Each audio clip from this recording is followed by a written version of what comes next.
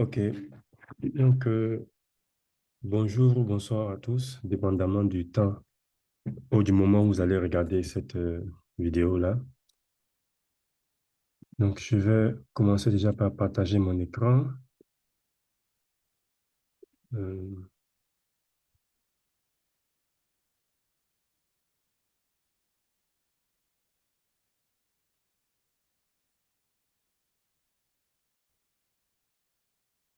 ok, donc je vais partager mon écran.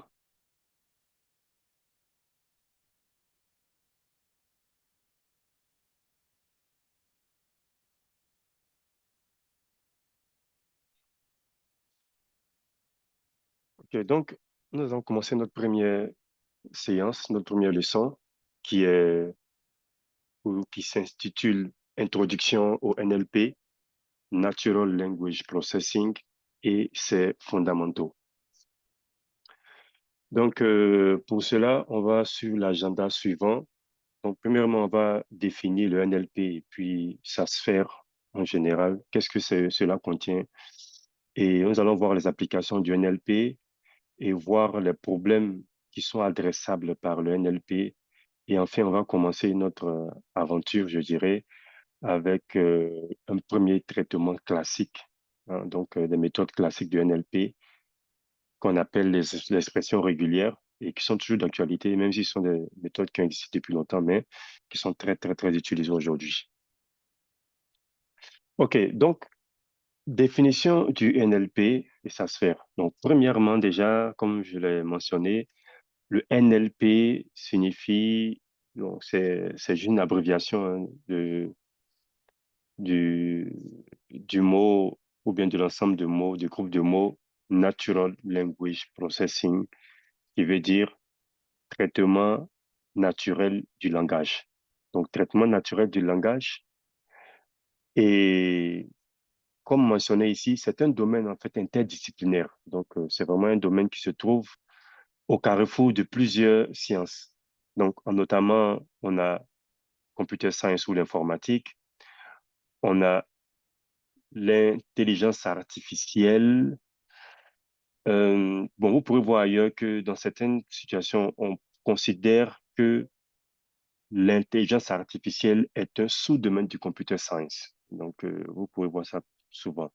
Mais bon, on va pas rentrer dans cette discussion philosophique-là. Donc, l'intelligence artificielle. Et puis, troisième élément, comme on parle de langue ici, donc le côté linguistique. Voilà, donc la science même de la langue elle-même. Donc, le NLP combine à la fois ces trois éléments-là en vue de faire quoi? En vue de permettre ou bien de construire des machines qui seront capables de comprendre, très important, d'interpréter, de manipuler et puis de générer le langage humain. Très important. Comprendre, interpréter, manipuler et générer le langage humain sous ses différentes formes, à savoir écrite et orale. Parce que le langage humain a deux formes, soit c'est écrit, soit c'est oral. Bon, on peut aussi parler du langage des signes, mais le traitement, c'est pas vraiment le NLP qui va faire ce traitement-là. Ça va être ce qu'on appelle le computer vision. Donc, c'est la- le traitement des images et des vidéos. Donc, il y a un sous-domaine du, de l'intelligence artificielle hein, qui s'occupe de tout ce qui est traitement d'images et de vidéos. Donc, ce qu'on appelle computer vision ou bien la vision par ordinateur. Donc, puisque le langage des signes, c'est un peu, on va dire, on voit quelqu'un qui bouge. Donc, c'est plus le traitement d'une vidéo ici. Hein. C'est vrai que le résultat, c'est de pouvoir interpréter un langage, mais vous voyez que dépendamment des techniques qui doivent être utilisées, ça fait que finalement, ça ne tombe pas vraiment dans le NLP, mais ça tombe plutôt dans le computer vision. Mais après, voilà, on peut avoir des approches hybrides où on va intégrer une partie du NLP avec du computer vision. Mais la partie computer vision est essentielle puisque c'est une vidéo qu'on va traiter à la base. Ce n'est pas un texte écrit ou bien ce n'est pas un son qu'on va entendre qui va être traité. Donc, c'est très important. Donc, Et ces trois domaines qui ont été cités ici, en fait, c'est ce qu'on a pu faire jusqu'à présent. Donc, si vous, avec votre connaissance, vous avez un autre domaine, un domaine scientifique, que vous voyez qu'on peut tirer des éléments dans ce domaine scientifique-là qui vont nous aider à pouvoir réaliser ce but-là qui est de comprendre, interpréter, manipuler et générer le langage humain, alors c'est bienvenu. Donc, dans ce domaine-là, en fait, on n'est pas limité. Tout ce qu'on peut utiliser qui va nous permettre de pouvoir atteindre le but est bienvenu. Voilà. Donc, même l'intelligence artificielle lui-même, déjà, il y a beaucoup d'éléments derrière. Il y a le côté psychologique, il y a, comment dirais-je, j'ai oublié. Vraiment, je pense que c'est tout ce qui s'agit de la neurologie même aussi, voilà, la neurologie, voilà, la compréhension du cerveau. Il y a beaucoup d'autres domaines que ce domaine-là emprunte pour pouvoir en fait formaliser, hein, pour pouvoir formaliser à travers des calculs, à travers des programmes, ce que ces sciences-là ont comme information, hein. Donc, après, la forme finale, c'est vraiment un programme informatique qu'on a en général, mais les idées, les concepts sont pris de d'autres domaines, hein, pour être appliqués. Donc, voilà. Donc, à retenir, c'est qu'on va utiliser l'informatique, l'intelligence artificielle et puis la linguistique, qui est la science du domaine même. Et ce qu'on cherche à faire, rendre, c'est de pouvoir mettre en place des programmes informatiques ou bien rendre une machine capable de comprendre, d'interpréter, de manipuler et de générer le langage humain sous ces différentes formes qui sont à la fois écrites et orales. OK, donc après avoir fini cette définition, là, on voit quelques applications, hein, qui sont en fait des exemples en fait de cas. Donc, premièrement, déjà historiquement, donc en 2016, vous pouvez voir la date là. Et à cette date-là, justement, Google a fait le changement. Donc, Google a transité de de sa traduction qui était basée sur l'analyse statistique on va dire, du texte, mot par mot, traduction mot à mot, comme c'est marqué ici. Donc, dans cet article-là, ils ont dit que conventionnel. Donc, par convention, ce qu'ils utilisaient conventionnellement, c'était Phrase-Based Translation System, un système de traduction qui est basé sur des phrases. Donc, phrase par phrase. Et derrière, en fait, en général, ce sont des mots, hein, qui sont utilisés à travers des statistiques et autres. Et ils ont transité de ce système-là vers un système qui est basé sur un réseau de neurones, un réseau de neurones qu'on appelle LSTM, Long Short Term Memory. Nous allons voir ça plus tard dans le cours. Je pense à la leçon 3 ou 4. Et en utilisant maintenant ce Deep LSTM-là, qu'est-ce qui s'est passé? Ils ont pu réduire les erreurs de traduction. Donc, it reduces translation errors by an average of 60%. Ça, c'est énorme. C'est-à-dire qu'ils ont pu réduire les erreurs de traduction par 60%. Est-ce que vous vous en rendez compte? Par rapport au système qu'ils avaient avant qui était basé sur la traduction phrase par phrase. Donc ça, c'est vraiment l'un des travaux marqués, des points tournants, hein, où Google a commencé à transiter l'ensemble de ses produits maintenant vers des systèmes qui sont basés, qui tournent sur des réseaux de neurones. OK. Donc aussi, on a les applications que vous connaissez tous, hein. Là, on ne va pas trop en parler. Dans le moteur de recherche, par exemple, de Google, tu peux poser une question directement et puis avoir une réponse. Donc, j'ai posé une question, quel est le plat préféré en Côte d'Ivoire? Donc, il m'a dit, sans doute, la tické, est souvent considérée comme le plat national en Côte d'Ivoire, surtout la tické poisson. Voilà. Donc, j'ai tapé aussi, par exemple, bon, on a bientôt la période électorale, j'ai tapé, par exemple, bon, on va dire, nous sommes actuellement, au moment où j'ai fait cette vidéo-là, nous sommes en octobre, hein, le 20 octobre, voilà, 2025, qui est où la date d'élection est assez proche. Donc, pour ceux qui vont écouter plus tard, donc voilà, ça peut être une autre période qui est différente de celle-là. Donc là, quand j'ai tapé quand auraient les élections présidentielles, il m'a précisé même plusieurs pays. Il a mis France d'abord, après il a mis Côte d'Ivoire en deuxième position. Donc, vous voyez que la recherche maintenant est devenue personnalisée maintenant. C'est que quand tu tapes des éléments, selon ton profil, selon ta géographie et autres, Google va utiliser tout ça pour pouvoir ajouter de l'intelligence, hein, à ta requête.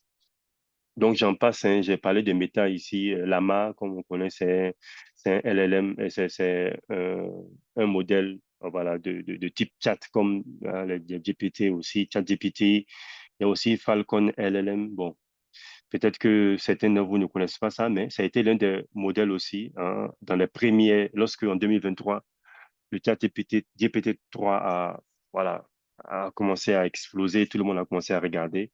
Donc, il y a eu quelques temps après, il y a eu le Falcon qui a été mis en place par une équipe de chercheurs, je pense, qui viennent je pense, c'est le royaume, comment ça s'appelle là? UAE, United Emirates Arabia et Émirats. Donc, les Émirats, voilà. Donc, venant des Émirats, des chercheurs de l'université aux Émirats qui ont mis en place ce modèle-là. Mais bon, malheureusement, il n'a pas pu tenir à la course. Et aujourd'hui, on n'entend pratiquement plus parler de ce modèle-là. Bon, j'ai pas écrit tout, hein. Donc, il y a tout ce que vous connaissez, hein, Perplexity, Claude, ainsi de suite. Donc, tous ces modèles-là, aujourd'hui, tu peux déléguer des tâches. Ils vont même te faire une revue de littérature pour toi et autres. Donc, tout ça, vous voyez que ce sont des applications pratiques qu'aujourd'hui, on utilise tous, hein, qui sont des applications pratiques des NLP.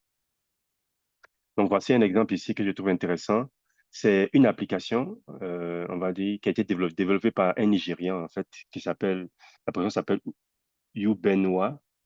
Ubenwa. Donc, vous pouvez aller sur le site ubenwa.ai. Donc, c'est une application qui, à partir du son des pleurs d'un bébé, on peut détecter si le bébé est en train de souffrir d'une asphyxie ou non. Donc, détection d'asphyxie chez les nourrissons à partir du son des pleurs. Donc, c'est une application très intéressante. Comme vous savez, un bébé, qu'est-ce qu'il sait faire? Il sait juste pleurer et puis bouger ses membres, bouger les mains, bouger les pieds, c'est tout ce qu'il sait faire. Et c'est avec ça qu'il communique aussi au monde extérieur aussi. Donc, les pédiatres, ils connaissent plus ou moins, ils arrivent à distinguer un peu souvent ces éléments-là. Par exemple, le son des pleurs des bébés. Même pour nous-mêmes qui sommes grands, il y a certains sons qu'on entend. On sait que l'enfant, il a faim, ou bien l'enfant, comment dirais-je, peut-être qu'il a reçu un coup, ou bien il est tombé, ou bien un truc comme ça. Donc, en entendant le son, on peut sentir souvent cette différence-là. Mais le cas d'une asphyxie, c'est pas un truc qui est assez évident, hein. Donc, ils ont conçu cette application-là. Bon, ça, c'était au début, hein. Aujourd'hui, où je pense qu'ils ont vraiment évolué, où ils traitent beaucoup plus de cas que ça. Et je pense actuellement même, il avait une bourse même pour aller au Canada. Et actuellement, il est là-bas, mais il a développé la start-up vraiment très large. Et voilà. Donc, c'est une application vraiment très intéressante, hein, je pense, qui est l'unique au monde, hein, qui s'occupe de tout ce qui est santé des enfants en analysant le son, hein, des pleurs. Donc, vous pouvez aller sur le site, vous pouvez même télécharger l'application pour avoir une version gratuite sur votre téléphone et puis faire des tests, hein. Donc, c'est quelque chose de très intéressant comme application du NLP assez concrète qui peut résoudre des vrais problèmes auxquels nous sommes confrontés. Donc, imaginez combien de cas les parents peuvent automatiquement avoir la bonne information et puis aller à l'hôpital rapidement, juste à partir du son. OK, donc voici un autre exemple encore, une conférence multilingue, par exemple.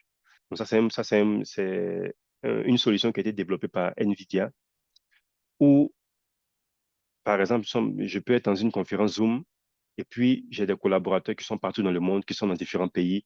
L'un est dans un pays anglophone, l'un est dans un pays allemand, l'autre espagnol, un qui est français, l'autre c'est mandarin. Donc, ce qu'ils ont fait, c'est que ils ont pu mettre en place, en fait, premièrement, une traduction simultanée en temps réel. Donc, vous voyez que il y a beaucoup. Donc, non seulement il y a l'oral, c'est-à-dire je parle, c'est la voix, c'est le son, mais en même temps, il y a la transcription du son dans la langue elle-même. Donc, si je suis en train de parler en français, par exemple, si je prends le cas du français, vous voyez que la personne est en train de dire en temps réel.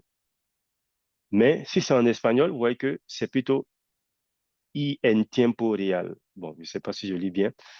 Et ainsi de suite.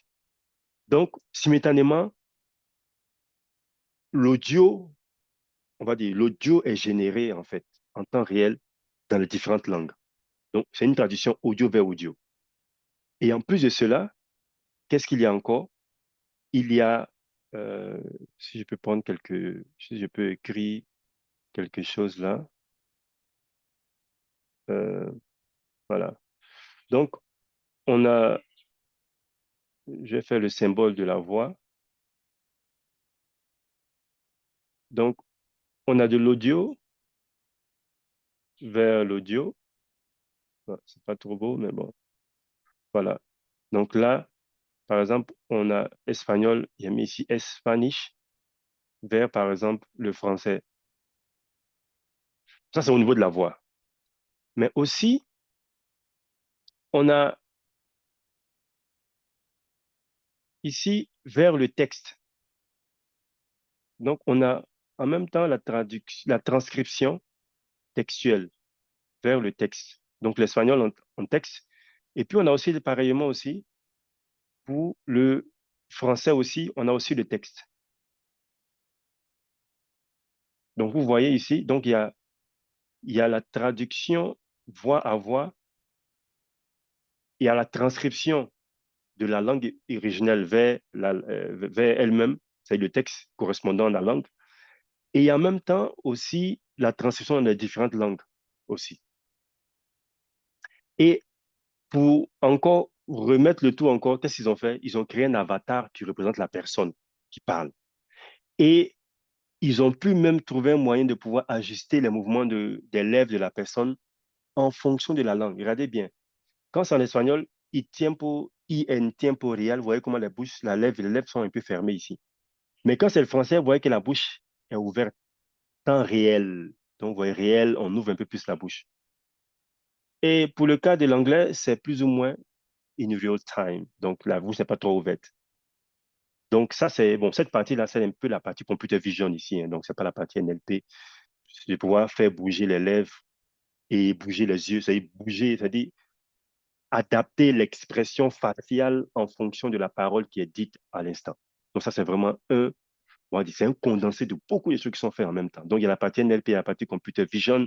Et la partie NLP, encore, il y a beaucoup de tâches. Il y a à la fois la traduction, il y a les traductions et puis les transcriptions, donc qui sont combinées tout ça. Donc ça, c'est quelque chose d'aujourd'hui qui peut se faire. On peut parler dans une conférence dans n'importe quelle langue et puis l'interlocuteur va comprendre dans la langue cible.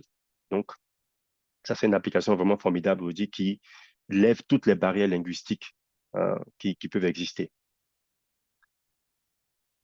Donc, on va avancer dans les applications encore.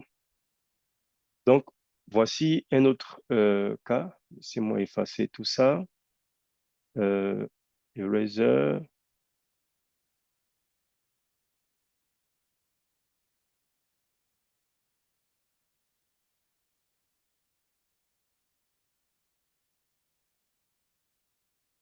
Donc, je vais effacer tout ça. Là, hop. Je vais mettre le laser pour pouvoir suivre. Voilà. OK.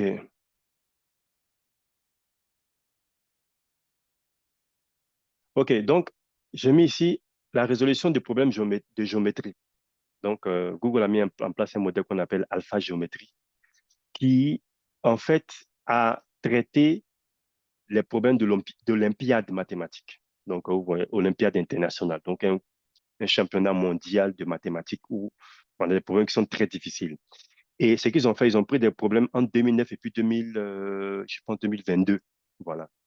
Et avec le modèle Alpha Géométrie, ils ont pu résoudre tous les problèmes, on va dire, avec un score de 25. Donc, c'est-à-dire 25 problèmes résolus c'est-à-dire trouvés sur 30 problèmes en moyenne. Et vous voyez que ça représente la deuxième place, juste après le champion du monde, c'est-à-dire qui a eu, comme on dit, gold medaliste, celui qui a eu la médaille d'or, qui a résolu en fait 25,9 problèmes. Donc, comprenez, hein, c'est une moyenne, c'est pas une personne ça. Ça veut dire qu'on a pris en fait le nombre de problèmes résolus par les premiers de chacune de ces années-là, depuis 2009 jusqu'à 2022. Et en moyenne, les premiers, ceux qui ont eu les médailles d'or, ils ont résolu 25,9 problèmes, c'est-à-dire à peu près 29 problèmes sur 30 qu'ils ont résolus, c'est-à-dire qu'ils ont pu résoudre. Et le modèle IA a résolu 25 problèmes sur toutes ces années-là. Vous voyez vraiment. Et quand on prend la moyenne des médailles de bronze, vous voyez que c'est 22,9, c'est-à-dire à peu près 23 problèmes résolus. Médaille, médaille d'argent plutôt, silver. Médaille d'argent, c'est 23 problèmes qui ont été résolus à peu près, 22,9. Et la médaille de bronze, sur toutes ces années-là, quand on prend la moyenne, ils ont résolu 19 problèmes, 19,3 problèmes. Donc, vous voyez que l'IA a pu décrocher la seconde place avec un modèle alpha géométrie, bien sûr, qui est basé sur du NLP, parce qu'il va analyser le texte et puis ensuite il va. Et ça, c'est les problèmes de géométrie, hein, pour être plus clair. Maintenant, là, ici, vous voyez ici, c'est, on va dire, l'état de l'art précédent, c'est-à-dire qu'avant la méthode informatique, ou le programme qui était le plus avancé qui existait, qui battait tous les autres programmes pour pouvoir résoudre les problèmes d'Olympiade, lui, il peut résoudre simplement que 10 problèmes sur les 30 problèmes. Vous voyez qu'il est très loin par rapport à Alpha Géométrie. Donc, encore une fois, cela a été encore rendu possible avec des modèles NLP qu'on a aujourd'hui. Donc, c'est en 2025, hein, ça c'est un article de 2025. Je n'ai pas mis la référence, mais c'est un article de 2025. Donc, voilà, Alpha Géométrie. OK, on continue encore. Euh, le prix Nobel 2024. Donc, 2024, en fait, il y a eu deux prix Nobel, ben, on va dire, derrière qui sont cachés, on va dire, qui sont, euh, on va dire, attribués à André Falia. Bon, ici, c'est vrai que j'ai pensé cet exemple. Ce n'est pas vraiment spécifique au NLP, mais ça, c'est plus général on va dire, à l'IA ou bien les réseaux de neurones en particulier. Donc, il y a eu un prix Nobel de physique de 2024, l'année dernière, qui a été attribué à deux grands chercheurs. Donc, le premier s'appelle John Hopfield et le second, c'est Geoffrey Hinton.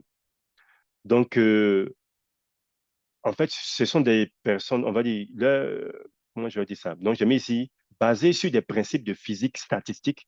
Donc, c'est un domaine qu'on appelle la physique statistique.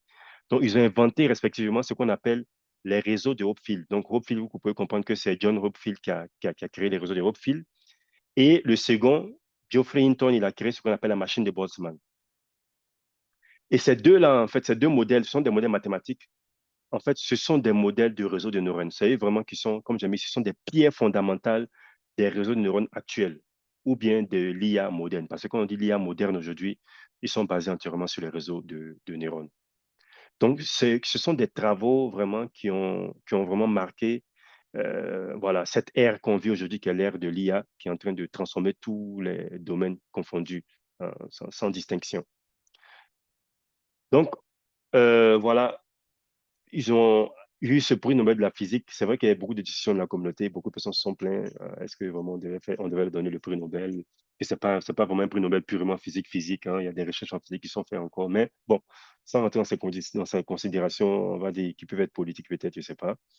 Mais là, on voit que voilà, l'IA moderne, les réseaux de neurones qu'on utilise pour pouvoir mettre en place, développer les systèmes qui sont basés sur le NLP, voilà, ont été à la base, hein, de ce prix Nobel de physique.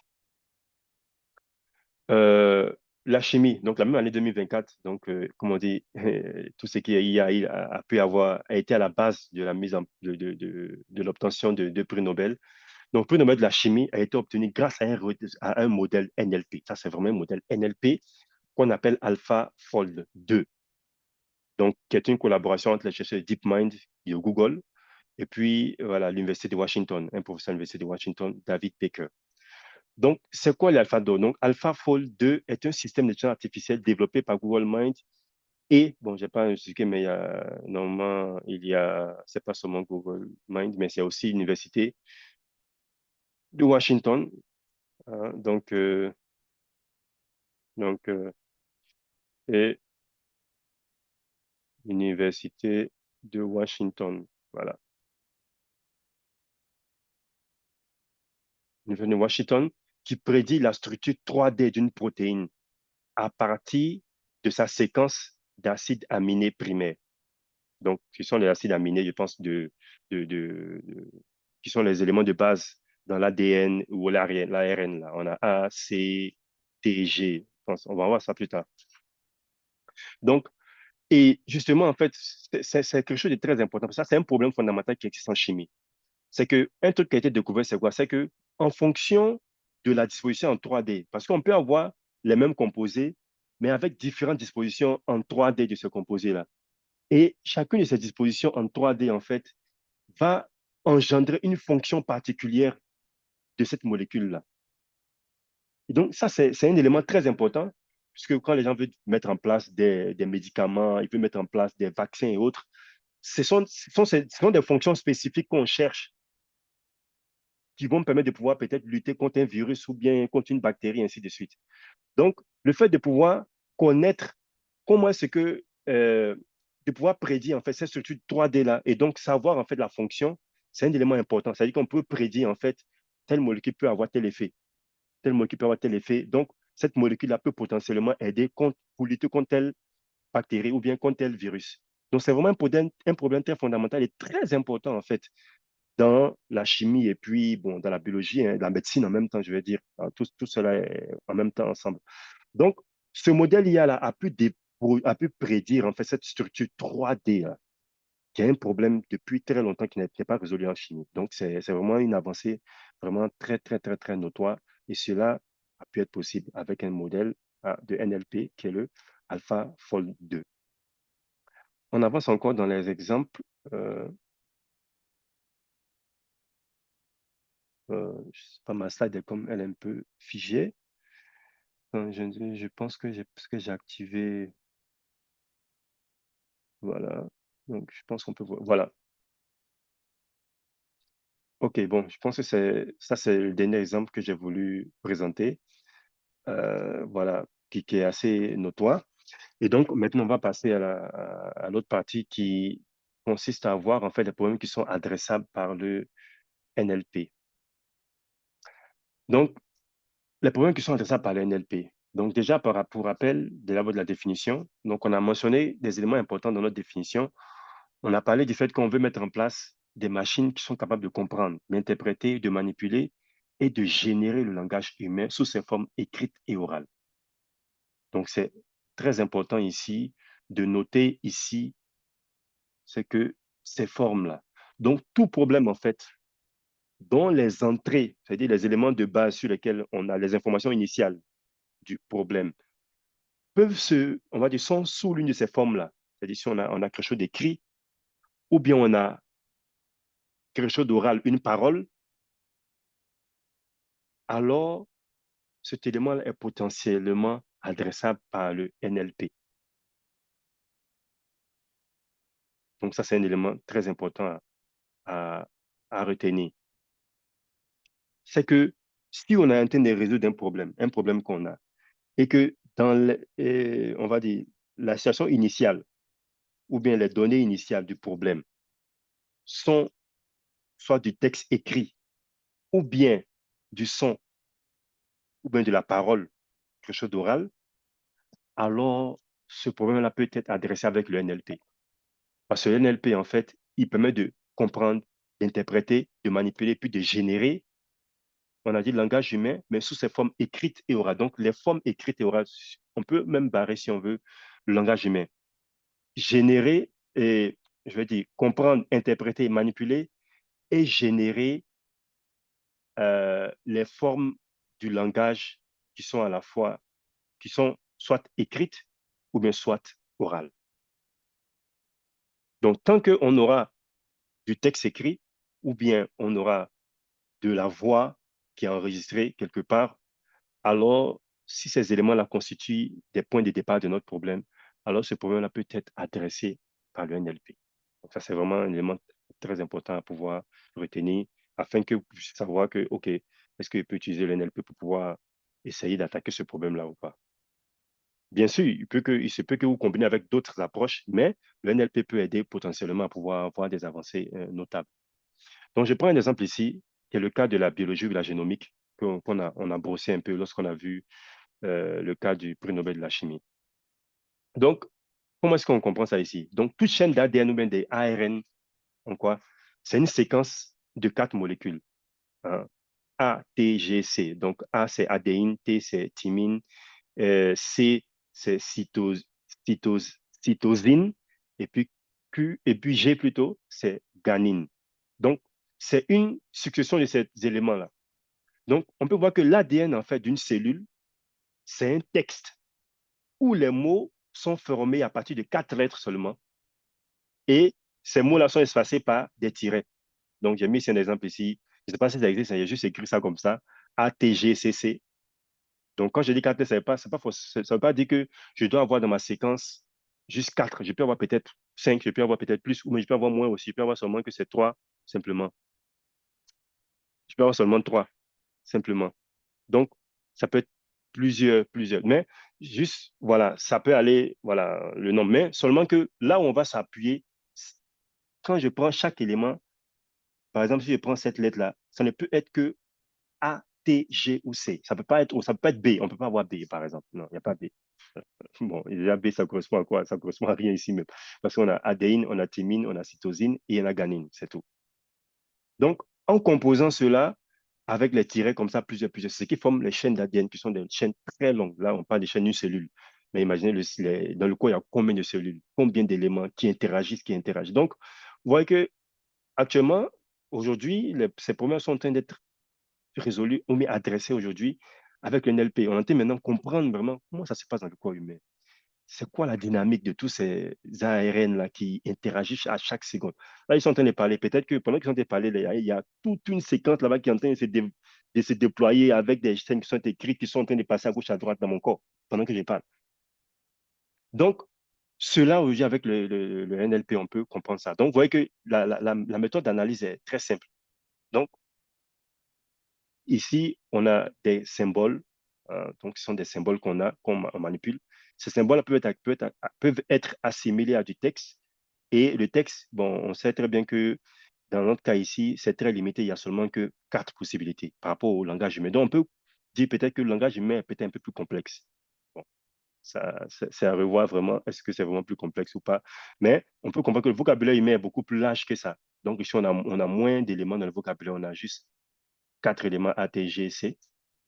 Et avec ça, on peut maintenant euh, utiliser le NLP maintenant pour pouvoir analyser et interpréter. Donc ça, on va passer ça à un réseau de neurones qui va nous permettre de pouvoir analyser. Donc c'est ce qui a été fait en fait par le prix Nobel, c'est que avec ça, ils ont pu prédire en fait avec cette séquence-là comment est-ce qu'on peut avoir la bonne structure de ces trois de cette séquence-là. Hein, comme je vais dire, comme on voit ici, vous voyez, c'est une structure en 3 dimensions de comment ça se présente.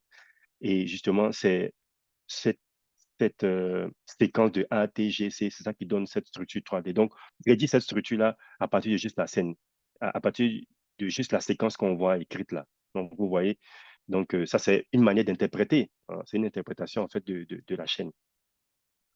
Donc, voilà. Donc, dépendamment du point que vous avez, il s'agit toujours de penser de cette manière-là pour voilà, vous rappeler comment est-ce que vous pouvez interpréter cela à travers les lentilles de NLP et puis savoir si c'est un problème qui peut être adressé potentiellement par NLP ou non. OK, donc on va passer maintenant à la deuxième partie maintenant qui est les expressions régulières. Hein, donc c'est un traitement classique du texte ici. On va commencer déjà par la définition. Donc définition des expressions régulières. C'est quoi une expression régulière? Donc les expressions régulières, on appelle souvent regex hein, ou bien regexp, sont des séquences de caractères formant un motif de recherche. Donc, former un motif de recherche qui va permettre de quoi? De décrire, de rechercher, bon, naturellement, puisque un motif de recherche, d'extraire et de manipuler des chaînes de caractères ou bien du texte, selon des patterns ou bien des motifs qui sont définis.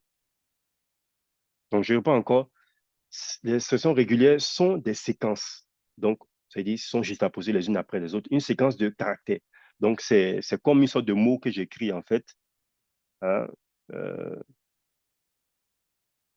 ça peut être, par exemple, ça peut être un mot même, par exemple le mot selon, ça peut être une regex. Donc ça va permettre par exemple de pouvoir rechercher le mot selon dans un corpus. Hein. Ça va permettre de pouvoir chercher le mot selon dans un corpus.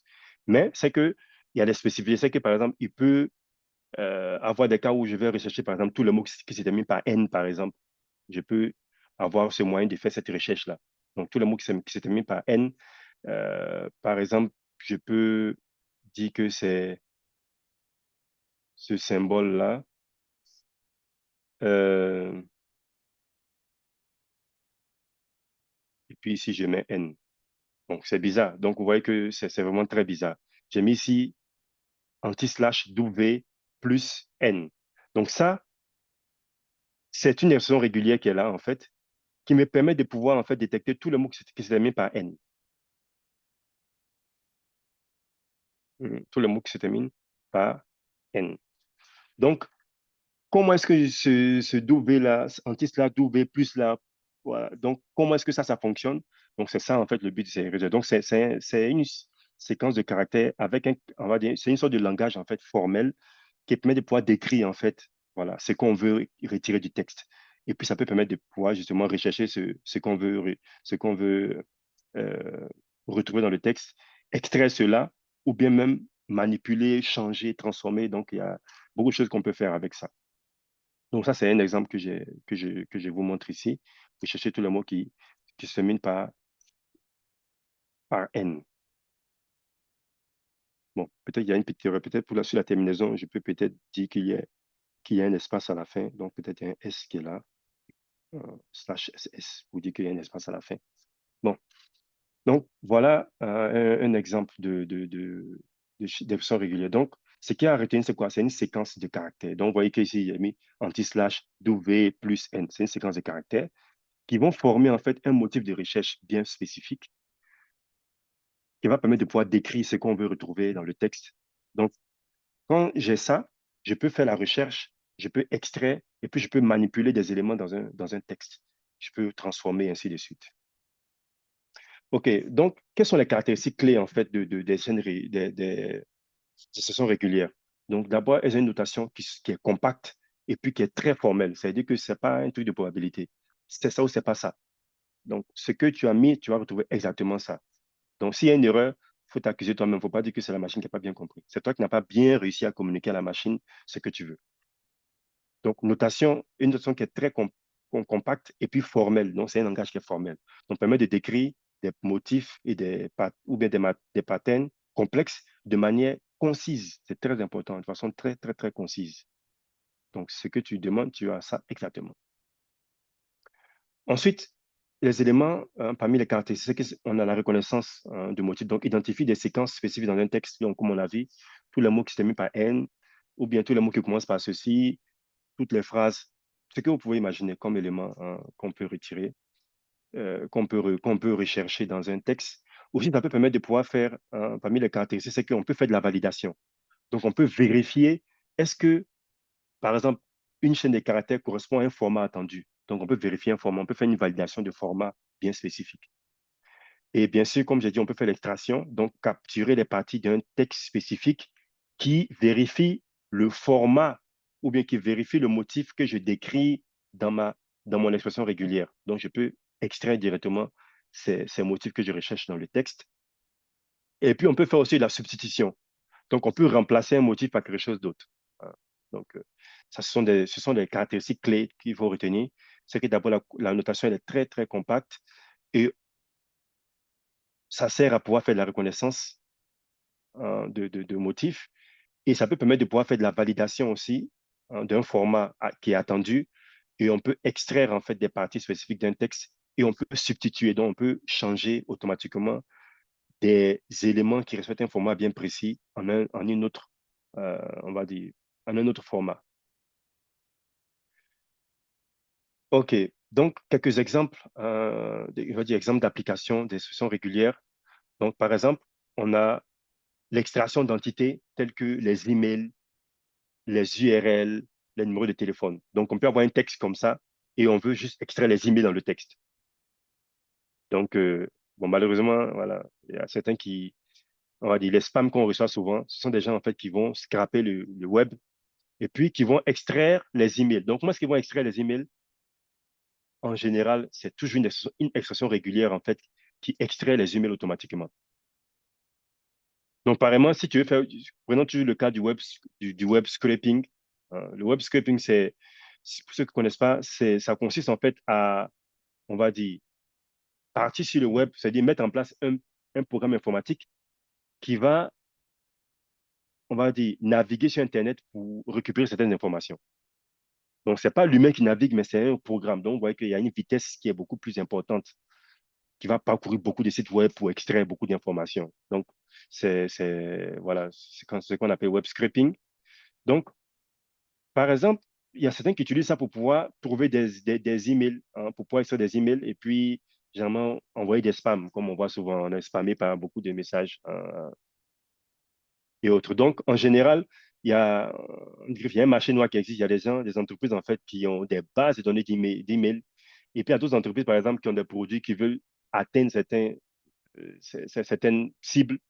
Donc, ils vont aller payer, en fait, pour avoir accès à la base des emails. Donc, ces emails-là, comment est-ce qu'ils construisent ça? C'est qu'ils envoient juste des programmes informatiques sur le web qui vont aller scraper le web et puis qui vont récupérer des emails. Donc, en général, ces emails, comment est-ce qu'on les récupère?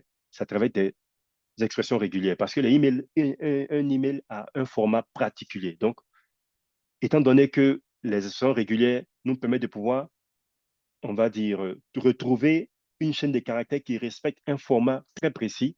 Donc, ils sont des excellents candidats. Et c'est ce qui est utilisé jusqu'à présent aujourd'hui pour pouvoir extraire les emails. Donc, extraire aussi les URL. Donc, par exemple, quelqu'un qui fait des web scraping, qui veut trouver en fait tous les URL qui sont sur une page pour pouvoir en fait parcourir tous les enfants du site, on va dire, du site initial où le programme qui va faire le scraping sera déployé. Donc, vous voyez, quand vous allez sur un site web, donc il y a la partie home qui est là, ou bien accueil, et puis après, il y a d'autres liens qui vont vous envoyer sur certaines parties du site. Donc, comment aller sur les autres parties? Il faut avoir les liens. Donc, sur la page officielle, déjà, il y a beaucoup de liens, un ensemble de liens qui sont là. Donc, comment récupérer uniquement que les liens? Donc, on peut utiliser les sessions régulières pour pouvoir récupérer tout ce qui est URL. Pareillement aussi, tout comme les emails, donc certains aussi s'amusent aussi à récupérer les numéros de téléphone. Moi, j'ai vu ça aujourd'hui sur WhatsApp. Il y a des gens aujourd'hui qui te contactent sur WhatsApp. Tu ne sais même pas où est-ce que tu as été en contact avec eux. Et puis, ils commencent à te parler de produits, j'ai fait ça, j'ai fait ça. Donc, pareillement, donc aujourd'hui, les gens font le web scraping aussi des numéros de téléphone. Donc, pour récupérer, pour identifier automatiquement des numéros de téléphone. Donc, voilà une application concrète qui est utilisée aujourd'hui. Aussi, il y a ce qu'on appelle le nettoyage ou bien la normalisation des textes. Donc, par exemple, euh, si on a un corpus, on a peut-être des caractères qui sont en majuscules, en minuscules et autres. Donc, par exemple, une normalisation peut consister en fait à remettre tous les caractères en minuscules, par exemple. Un nettoyage peut consister à enlever tout ce qui est caractères spéciaux, tels que les hashtags. Supposons que tu as des données qui sont de type des tweets ou bien comment est-ce qu'on appelle ça en fait? Maintenant, puisque Twitter, maintenant, c'est X.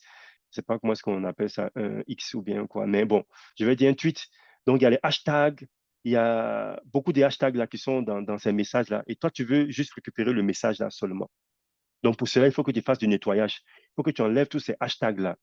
Euh, et pour cela, justement, les exploits réguliers peuvent te permettre de pouvoir retrouver tous les hashtags qui sont associés et puis les enlever. Ou aussi, si tu es aussi en train de faire une recherche aussi de tous les tweets qui ont un hashtag bien précis, parce que les hashtags en général permettent de pouvoir en fait une sorte taguer en fait sur un thème. Donc ça peut être un moyen de pouvoir filtrer en fait tous les tweets sur un thème bien précis. Donc tu vas rechercher tous les hashtags en fait qui correspondent à cela pour pouvoir retrouver tout cela. Donc ça rentre dans le cas d'extraction de données. Mais voilà, pour dire que vous voyez que c'est vraiment on va dire, un outil très, très, très flexible qui peut permettre de pouvoir faire beaucoup de choses. Donc, on peut nettoyer les textes de tweets, par exemple, pour pouvoir faire de l'analyse des données avec, par exemple, j'ai voilà, une étudiante qui est en train de travailler, qui va soutenir bientôt, où elle a travaillé en fait sur les tweets de COVID. Donc, elle a procédé au nettoyage en fait et la normalisation de ces textes pour enlever tous les hashtags et tous les caractères bizarres qui sont dans les tweets pour avoir seulement le texte pur et brut et ensuite maintenant faire l'analyse maintenant de ce texte pour comprendre ce qui est dit dans le texte. Donc aussi, bon, comme je dis, la validation de formats linguistiques tels que les emails, les URL. Donc, vous voyez souvent quand vous partez dans les sites, vous voulez créer un compte ou bien vous voulez remplir un formulaire, souvent vous tapez et puis on vous dit qu'il y a une erreur. Donc, comment est-ce qu'ils ont su qu'il y a une erreur? Pourtant, on peut taper des choses différentes. C'est parce qu'il y a un format spécifique pour l'email. Et ils ont utilisé une expression régulière pour pouvoir valider le format. Et comme l'expression régulière a identifié que ce n'est pas valide, alors on vous met le message avec un truc en rouge pour dire non, votre email ne respecte pas les conditions. Donc, ce n'est pas un email correct. Apparemment, on peut valider aussi un URL ou numéro de téléphone. Ou même aujourd'hui, ce qu'on voit souvent plus, ce sont les mots de passe. Aujourd'hui, un mot de passe doit avoir pour la sécurité au minimum 8 caractères. Ensuite, au moins un majuscule, au moins un minuscule, au moins un chiffre et au moins un caractère spécial. Donc, vous voyez qu'il y a beaucoup de conditions. Mais vous qui entrez ces informations-là, vous pouvez les mettre dans différentes dispositions. Mais comment est-ce qu'on peut, on peut être sûr que ce format est respecté encore? Avec les expressions régulières encore.